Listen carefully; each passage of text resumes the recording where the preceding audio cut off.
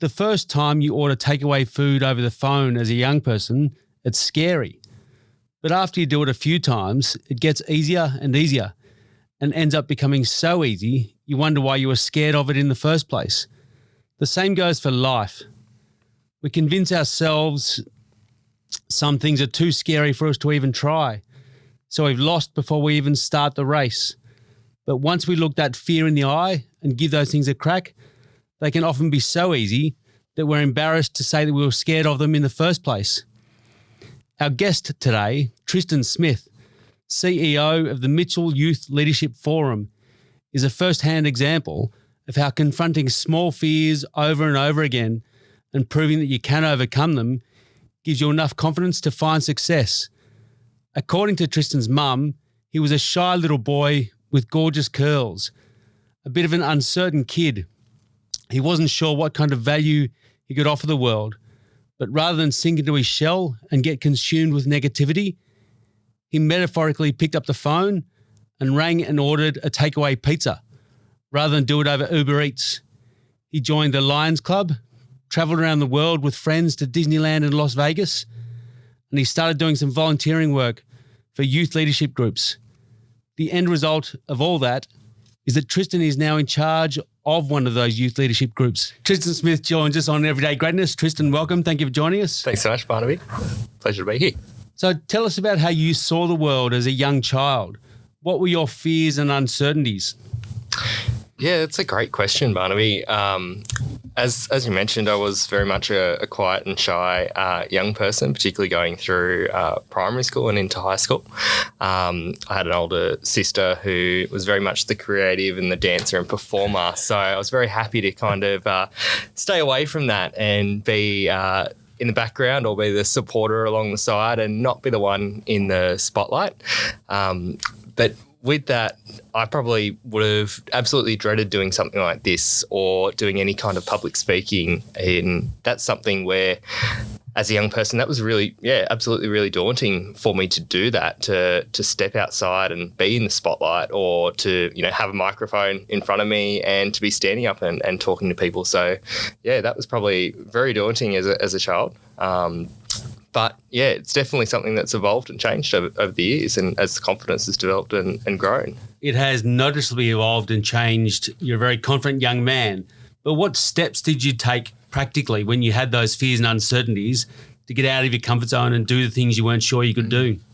Yeah, I think for me, it was probably the later on in high school that was the big kind of transition point. And I think there was a combination of a few things there, one of which was probably starting, getting a part-time job, working casually. I worked at Eagle Boys Pizza and had incredible opportunities at, making the pizzas out the back. And, by 15, I was given the opportunity to step up and manage a store on a Friday, Saturday night. So that was something there that as a young person, starting at 14. At 15, yes, the boss would go home and go, "You're in charge, so be there till about midnight running the shop." And Friday and Saturday night. Yeah, absolutely. Big time. Love that. And I think for me, that developed a lot of confidence. Obviously, you don't have a choice over the phone, interacting with people at the front, leading a team. That was my first, opportunity there. But even later on in high school there, the Lions Youth of the Year I was nominated for, had to do, public speaking quest with that. And one of the things they gave me was 2-minute impromptu questions. So a little bit like this, where I thought, oh, geez, that's going to be terrible. Like, how am I going to do that? What if I don't know the answer? And, even something like that, just stepping outside of my comfort zone to give those things a crack. And that really helped to build that confidence and courage and, being able to go on and, present and run training sessions and do so many things now that never thought I would be able to do. But little steps like that, giving a go and stepping outside and just feeling a bit uncomfortable, taking that step, that leap and being courageous. You're a very wise man for a young bloke. And tell me about your family. How important was it for your confidence knowing you had a solid, reliable family having your back? Yeah, absolutely. I think that's the big thing. Having supporters, having people in your corner is incredible. I've been very fortunate that my family have been so supportive and throughout, the whole journey, they've just said, give things a go. They're biggest supporters, advocates, as well as, my mates around me as well. And I think as soon as you know that people back you, people support you, and they'll be there to help you if you fall back down and pick you up, I think that's absolutely gives you so much courage and that to have that support network around you. So you've been through your own journey of finding confidence when you didn't feel like you had a lot. What do you tell young kids these days who are in the same spot that you were in when you were a kid? How do you get their confidence up? Yeah, absolutely. I think a big thing is being able to encourage them to take that first step and to be able to, take on opportunities or things that they might not have. I've been fortunate to work in roles in schools and support students and young people in exactly that. Some that have been on that cusp and, not sure whether they wanted to probably step up and be a leader or things like that, and just being able to be a supporter there and give that little push and encourage them, and also sharing, your own experiences and being vulnerable with them to say, hey, I was similar, because people don't, people see you at obviously a point in time and they don't necessarily see what's led up to that. So being able to share and tell them, well, actually, this is something that I went through or I've been through, and gives them that kind of encouragement perspective that, they can do it too. Yeah. You're a very wise man, Tristan, and I want to pass you over to another one of the wisest men in Australia, Scott Gibbons. Tristan, Fire away, you've Scotty. got a great story. Tell us, what is the Mitchell? What is it? Yeah, the Mitchell Youth Leadership Forum. So basically it's a 2.5-day leadership forum or camp for 160 young people, year 11 students, as they're starting to transition their first week into year 12. So it happens in around October each year. And we get, 160 student leaders from all the surrounding schools, mixture of public, private, independent, and they all come together. They're nominated by their schools. And for 2.5 days, we mix it up, put them all in different groups with people they don't know, and take them through an event for 2.5 days with, amazing speakers like our mate Barnaby here, with team building, with small group discussions, and really unpack leadership with them and values and try and support them. So what's the nomination process? Are these good kids, class captains, the naughty kids? Who are they? Who's the ones that get nominated? Yeah, there's a mix, but a number of the students are newly elected into leadership roles at the school. So a lot of them have just become the captains in the previous few weeks. Some of them have been on the prefect team. Others have just been identified as potentially aspiring leaders. The teachers have seen that leadership potential in them. And some of the schools do it a bit different. Some even do an EOI process themselves, where the students will kind of put themselves out there. But each school kind of gets X number of places, and they manage that process. But aspiring and current leaders, which is absolutely amazing. And so at that point, as I said, in year 12, they're just about step into those roles and think about the HSC and things ahead and what they can kind of leave as their legicy at the school in the next 12 months. So what radius are you working on? Where are you based? So it's primarily the Mitchell electorate, so all around the Hills district. We've got, the mixture of schools. So it was started over 22 years ago by the federal member at the time, Alan Cadman, and he saw that vision to, put the students together across the schools, regardless of which school they went to, but also invest in student leadership. And that's continued throughout, even 22 years on, which is quite incredible. And what's been the legacy so far? Have you had students come back and thank you, or have they gone on to greatness? What have you done? All of it, which is incredible. We've got a volunteer team of over 70 volunteers each year, and they specifically come to support those students. And probably, over 90% would be returning leaders, returning from students and then coming back to be volunteers. So 70 volunteers. 70 volunteers who give up 2.5 days of their time, pay to be there as well. And, they're there solely for the students and to give back from what they've received. So it's absolutely insane. How are you funded? By generous, sponsors. So we get sponsors, and then obviously we charge a small fee back to the schools and students to be there, just to, we try and subsidise it as much as we can. But then, as I said, the leaders even pay to be there, which is absolutely incredible. So, it's so sponsors, big community corporates? Event. Yeah, corporate sponsors. Give them a plug. We've got Castle Towers, the local shopping centre, which has been amazing. Nature's Sunshine Products, been there from the start. And then we've had some more recent sponsors last year as well, Amicus and School Bites, which has been quite incredible. So, they're big supporters, and obviously our speakers as well volunteer, give their time as well. They're not paid at all to be there. So, it's a real community organisation, which is amazing. Gee, that's fabulous. And what about kids that are having problems with their personality or drugs or whatever? Is there a resource there to help them get over that? Or are they the kids that don't get to go, or how's that work? There's a mix of students, obviously, and a lot of students, some obviously have welfare things going on and that. We've got, obviously, all our volunteers are trained to be there and support those students, and we obviously have referrals and the process in place. Our volunteers are absolutely incredible, coming from all walks of life as well. We've got psychologists, we've got teachers, we've got people that are youth workers and all that. And they're obviously taking that hat off when they turn up for those 2.5 days and just being there focused on those students as a volunteer, but they've got obviously a lot of different backgrounds and training and support there to look after them. So the curriculum over the 2.5 days, what's that likely to be?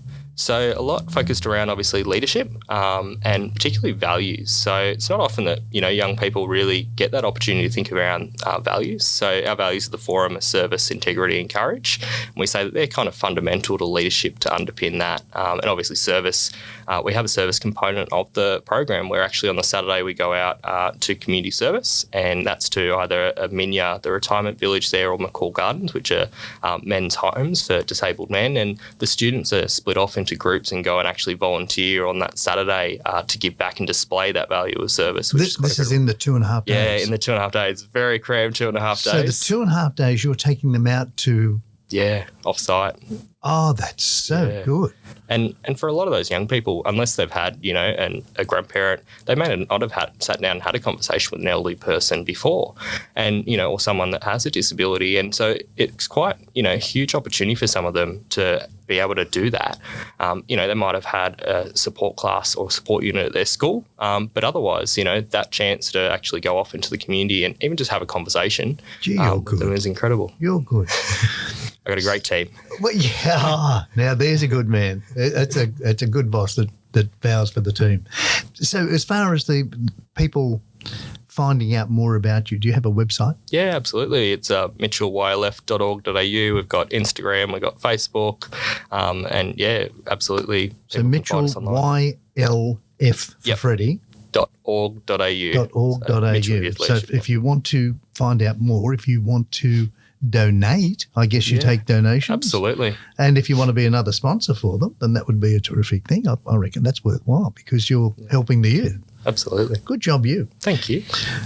So Barnaby, I reckon you just got to give Tristan a great big thank you because he's just terrific. But we got to thank you for joining us today, which is great. And it's nice that to chat with somebody who really leads by example, like for you to have gone out and done what you have done and then bring those talents back and give it to the community and turn other youth into leaders where you've engendered them to come back and help other youth again. Golly, that's a win. It's amazing. And to not have an issue of getting volunteers is just incredible. Our biggest issue is getting too many volunteers, so it's a good problem to have. What? There's got to be some lawns out there for them. So that's about it for questions from Barnaby and me, but we want to thank you. Thank you, everybody, for listening.